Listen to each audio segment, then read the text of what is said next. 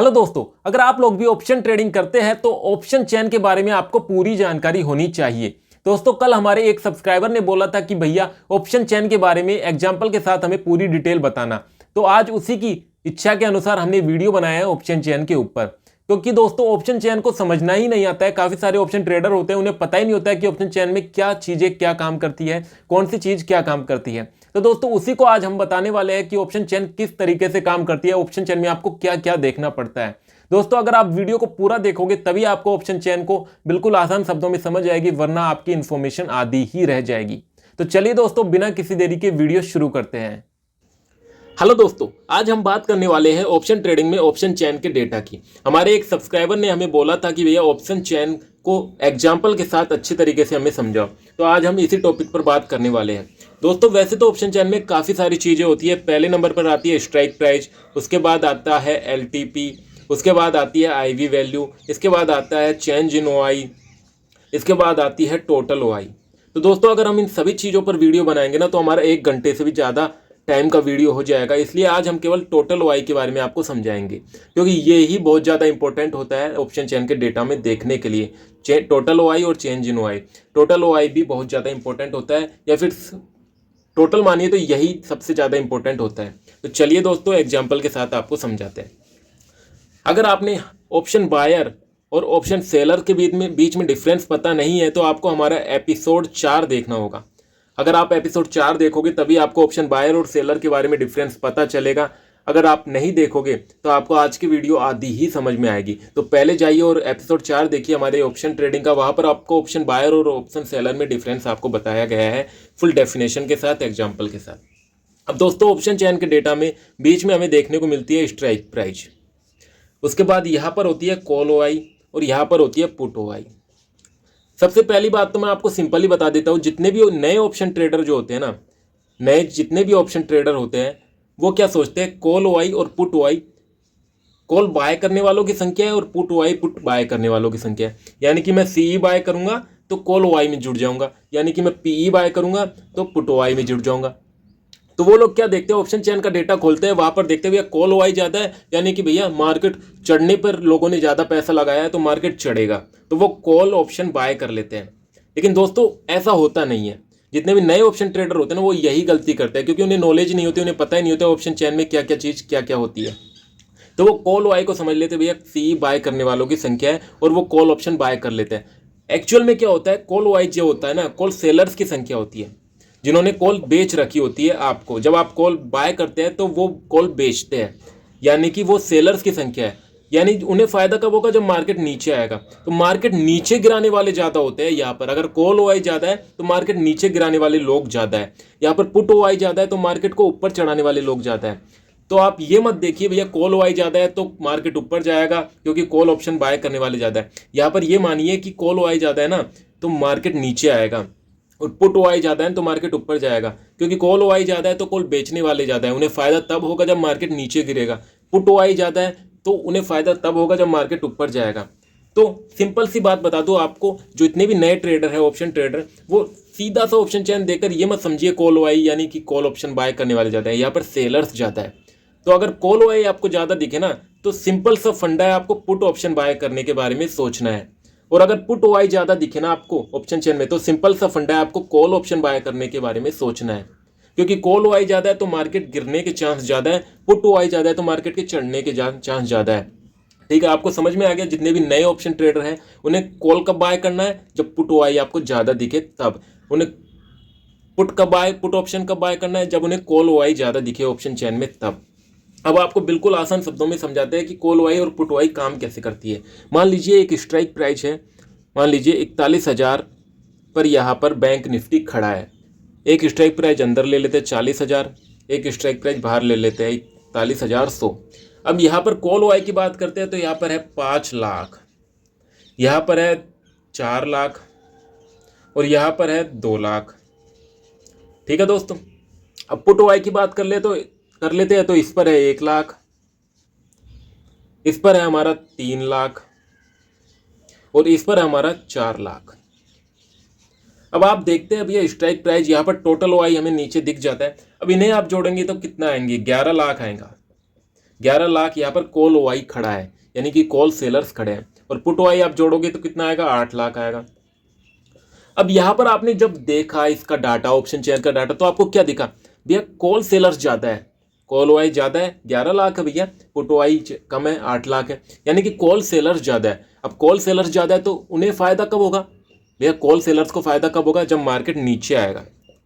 अब मार्केट नीचे ले आते हैं ये लोग, क्योंकि ये ज़्यादा है, तो यहाँ पर आपको पुट ऑप्शन अगर आप बाय करते हैं तो आपको बेनिफिट दिखता है। अब ये वर्क कैसे करते हैं इसे भी बिल्कुल आसान शब्दों में समझा देता हूँ मैं आपको। ये आपको पता है 11 लाख है, ये आपको पता है 8 लाख है।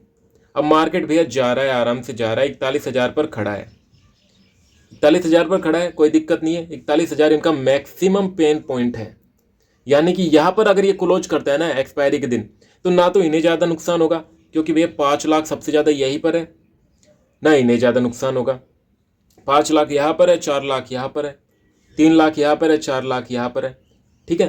तो दोनों को ही ज़्यादा नुकसान नहीं होगा अगर 41,000 पर क्लोज होता है। लेकिन मान लीजिए मार्केट ऊपर जाता है, 41,100 पहुँच जाता है, 41,100 पहुँच जाता है, तो यहाँ पर क्या होगा, कॉल ओआई जो है यहाँ पर 41,100 पहुँच गया, तो जो 5 लाख लोग यहाँ पर बैठे ना, 5 लाख ओआई यहाँ पर खड़ा है, ओपन इंटरेस्ट यहाँ पर खड़ा है, उन्हें 100 रुपये का नुकसान हो जाएगा। क्यों? क्योंकि भाई 41,000 से 100 रुपये ऊपर पहुंच गया मार्केट, तो उन्हें 100 रुपये पे करने पड़ेंगे ऑप्शन बायर को, किसे, कॉल ऑप्शन बायर को। और इसे कुछ भी नुकसान नहीं होगा, क्योंकि यहाँ पर मार्केट आराम से खड़ा है 41,100 से नीचे गिरेगा तब इन्हें नुकसान होगा, तो यहाँ पर इसे नुकसान होगा। जब 5 लाख ओपन इंटरेस्ट जो खड़ा है उसे नुकसान होगा, तो वो क्या करेगा, वो मार्केट को नीचे गिरा देगा, वो मार्केट को नीचे गिरा देगा और वापस से 41,000 पर लाकर खड़ा कर देगा। अब वो गिराएगा कैसे, इसे भी मैं बिल्कुल आसान शब्दों में समझाता हूँ। जितने भी ऑप्शन सेलर्स जो होते हैं ना, ये बड़े बड़े कारोबारी होते हैं, बड़े बड़े बिजनेसमैन होते हैं, उनके पास हजारों करोड़ों रुपए पड़े होते हैं, उनके अकाउंट में उनके शेयर्स पड़े होते हैं, उनके स्टॉक्स पड़े होते हैं।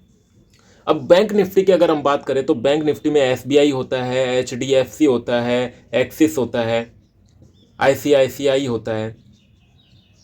इन्हें मार्केट गिराना होता है ना, इनमें इनके लाखों करोड़ों शेयर्स पड़े होते हैं। ये बोलते हैं अरे यार 41,100 पहुंच गया मार्केट, 41,100 पर पहुंच गया मार्केट, बैंक निफ्टी 41,100 पर पहुंच गया, मुझे 100 रुपये का नुकसान हो रहा है, चलो मार्केट को गिरा देते हैं। ये गिराएंगे तभी तो 100 रुपये का फायदा होगा। ये लोग अपने जो शेयर्स पड़े होते हैं ना हजारों करोड़ों रुपए के, उन्हें बेचना शुरू कर देते हैं। ये 5 लाख लोग जो है ये अपने शेयर्स बेचना शुरू कर देते हैं। अब जब ये अपने शेयर्स बेचेंगे, एसबीआई, एचडीएफसी, एक्सिस, आईसीआईसीआई, ये बैंक निफ्टी के कंपोनेंट है, यानी बैंक निफ्टी इन्हीं से मिलकर बना होता है, ठीक है। तो ये जब भी अपने शेयर्स बेचना शुरू करेंगे, मार्केट नीचे गिरना शुरू हो जाएगा, और जब मार्केट नीचे गिरेगा 41,100 पर आ जाएगा, 41,100 से 41,000 पर आ जाएगा, तो क्या होगा, ये अपने शेयर्स बेचना बंद कर देंगे, ये अपने शेयर्स बेचना बंद कर देंगे, और मार्केट आ गया 41,000 पर। अब ये सोचेंगे चलो कोई दिक्कत नहीं, अपने नुकसान नहीं हुआ, अपना एवरेज पर आ गया। अब यहाँ पर ये लोग क्या करेंगे, ये जो है पुट वाई वाले 4 लाख जो है, ये सोचेंगे यार मुझे तो 100 रुपये का नुकसान हो रहा है, क्योंकि मार्केट 100 रुपये नीचे गिर गया, मार्केट को चढ़ाना है। तो ये इनके पास भी हजारों करोड़ों रुपए का फंड है, क्योंकि भैया पुट ओआई और कॉल ओआई में मतलब करोड़पति कारोबारी बिजनेसमैन बैठे हुए होते हैं, वो हजारों करोड़ रुपए, वो कहते हैं अरे भैया खरीदो, फटाफट से खरीदो, मार्केट को चढ़ाओ। वो एक्सिस बैंक में, एसबीआई में फटाफट से शेयर खरीदना शुरू करते हैं, और जब भी वो शेयर खरीदते हैं, आपको पता है शेयर अगर ज़्यादा खरीदते हैं तो मार्केट ऊपर चढ़ता है, और मार्केट ऊपर चढ़कर वापस से 41,100 पर पहुंच जाता है। अब मार्केट 41,100 पर पहुंच गया, अब वापस से ये सोचेंगे यार ये तो गड़बड़ हो गई, मार्केट वापस ऊपर पहुंच गया, वापस से गिराना होगा। इनके पास अभी तो काफ़ी सारी क्वांटिटी पड़ी हुई है, क्योंकि इन्होंने पूरी थोड़ी बेची थी, तो ये मार्केट को गिराते हैं, ये बेचते हैं, ये एसबीआई, एचडीएफसी सभी के शेयर्स बेचते हैं, और जब ये बेचेंगे तो मार्केट वापस से नीचे गिरेगा। तो इसी तरह मार्केट चढ़ता है, गिरता है, चढ़ता है, गिरता है। लेकिन इसमें जीत किसकी होती है, जीतता कौन है? जीतता वही है जिसकी संख्या ज़्यादा होती है। आपको पता है ना, संगठन में शक्ति होती है। तो भैया यहाँ पर 11 लाख ओपन इंटरेस्ट खड़ा है, यहाँ पर 8 लाख ओपन इंटरेस्ट खड़ा है। एग्जाम्पल के तौर पर मान लीजिए इसके पास 11,000 करोड़ रुपए है, और इसके पास 8,000 करोड़ रुपए है, और 11,000 करोड़ रुपए के ही इसके पास शेयर्स पड़े हुए हैं एक्स्ट्रा में, जो उसने खरीद के पटक रखे हैं। भैया कभी मार्केट ज़्यादा ऊपर जाएगा तो उसे गिराना है, और 8,000 करोड़ रुपए के शेयर्स इसने भी खरीद के पटक रखे। भैया मार्केट कभी भी ज़्यादा नीचे जाएगा तो उसे चढ़ाना है। तो अब बताइए जीतेगा कौन? भैया जीतेगा वही जिसके पास ज़्यादा पैसे हैं, जिसके पास ज़्यादा शेयर्स है। मार्केट ज़्यादा ऊपर जाएगा तो इसके पास भैया 11,000 करोड़ रुपए के शेयर है, ये दमादम गिरा देगा। और इसके पास केवल 8,000 करोड़ रुपए के शेयर है, इससे तो कम है। यानी कि चढ़ा कम सकता है लेकिन ये गिरा ज्यादा सकता है। तो कॉल ओपन इंटरेस्ट ज्यादा है तो वो मार्केट को फटाफट से गिरा देंगे, लेकिन पुट ओपन इंटरेस्ट कम है तो वो मार्केट को चढ़ा तो सकते हैं लेकिन उतनी तेजी से नहीं चढ़ा सकते जितनी तेजी से ये गिरा सकते हैं, क्योंकि इनके पास फंड ज्यादा है। समझ गए? तो मार्केट को चढ़ाने और गिराने का काम जो करते हैं ना, वो करते हैं ऑप्शन सेलर्स। अब यहाँ पर 11 लाख ओआई है, यहाँ पर केवल 8 लाख ओआई है, तो ये मार्केट को गिरा देंगे फटाफट से, क्योंकि इनकी संख्या ज़्यादा है, संगठन में शक्ति है। ये सभी मिलाकर गिराएंगे ना, कुछ क्वांटिटी ये अपनी बेचेगा, कुछ क्वांटिटी ये अपनी बेचेगा, कुछ क्वांटिटी ये अपनी बेचेगा। तो 41,100 पर मार्केट है ना, तो ये 300 पॉइंट भी गिरा देंगे, 39,000 पर पहुंच जाएगा मार्केट। अब 39,000 पर पहुंच जाएगा, ये कुछ खरीदेंगे खरीदेंगे खरीदेंगे, कुछ बढ़ाने की कोशिश करेंगे, ज़्यादा नहीं बढ़ा पाएंगे, 41,100 पर नहीं बढ़ा पाएंगे, लेकिन 41,000 पर तो ये चढ़ा ही देंगे। ठीक है, 41,100 से इन्होंने 400 पॉइंट गिरा दिया, क्योंकि इसकी क्वांटिटी ज़्यादा थी, इसकी ओपन इंटरेस्ट ज़्यादा था। और इन्होंने कितना चढ़ाया? 39,000 से 41,000, केवल 200 पॉइंट चढ़ाया। यानी इन्होंने डबल गिराया, इन्होंने केवल 200 पॉइंट चढ़ाया। यानी इन्होंने अपना कुछ लॉस तो कम किया। यहाँ पर इन्हें 39,000 पर, यहाँ पर इन्हें 400 रुपये के हिसाब से पे करना होता, जो 41,000 पर इन्हें केवल 200 रुपये के हिसाब से पे करना होगा इसे। तो इसका कुछ लॉस तो कम हुआ। तो यही खेल होता है ओपन इंटरेस्ट का ऑप्शन चेन में। तो जब भी आप ऑप्शन चेन देखें, ओआई जरूर देखें, टोटल ओआई जरूर देखें। चेंज इन ओआई भी बहुत ज़्यादा इंपॉर्टेंट होता है। चेंज इन ओआई आज के दिन के लिए होता है कि आज कहाँ पर चेंज हुआ है। काफ़ी बार क्या होता है कि मार्केट में एकदम से कोई न्यूज आ जाती है कि भैया मार्केट, अच्छी न्यूज आ गई, मार्केट आज ऊपर जाना है। अगर ऊपर जाना है तो क्या होता है, कॉल ओआई जितने भी लोग होते हैं, मान लीजिए यहाँ पर 11 लाख लोग हैं, तो फटाफट से अपनी पोजीशन यहाँ से कट करेंगे और पुट ओआई में एंट्री लेंगे। जब यहाँ से मान लीजिए 5 लाख लोग भी गए ना, तो कितने रह गए? केवल 6 लाख लोग रह गए। अब यहाँ पर 8 लाख थे, 5 लाख यहाँ से कट करके यहाँ पर आए, 5 लाख यहाँ पर जुड़े, तो कितने हो गए? 13 लाख हो गए। अब भैया 13 लाख हो गए, यहाँ पर केवल 6 लाख रह गए, यहाँ पर 13 लाख हो गए। अब 13 लाख हो गए तो सोचिए उनके पास 13,000 करोड़ रुपए है। अब वो फटाफट से मार्केट को ऊपर चढ़ाएंगे, और इतना तेजी से चढ़ाएंगे कि बहुत तेजी से मार्केट ऊपर चढ़ेगा। तो पुट ओआई ज़्यादा हो जाए, आपको दिखे हुए प्रेजेंट डे में पुट ओआई में चेंज ज़्यादा है, तो हमें कॉल ऑप्शन बाय करना है, क्योंकि पुट ओआई ज़्यादा है ना, तो मार्केट ऊपर जाएगा। तो कॉल ऑप्शन यहाँ पर आपको बाय करने के बारे में सोचना है। तो मुझे लगता है कि आपको बिल्कुल आसानी से समझ में आ गया होगा कि ओआई कैसे काम करती है। तो जब भी आप ऑप्शन चेन देखें तो ओआई को देखना बहुत ज़्यादा जरूरी है, तभी आपको मार्केट की डायरेक्शन पता चलेगी।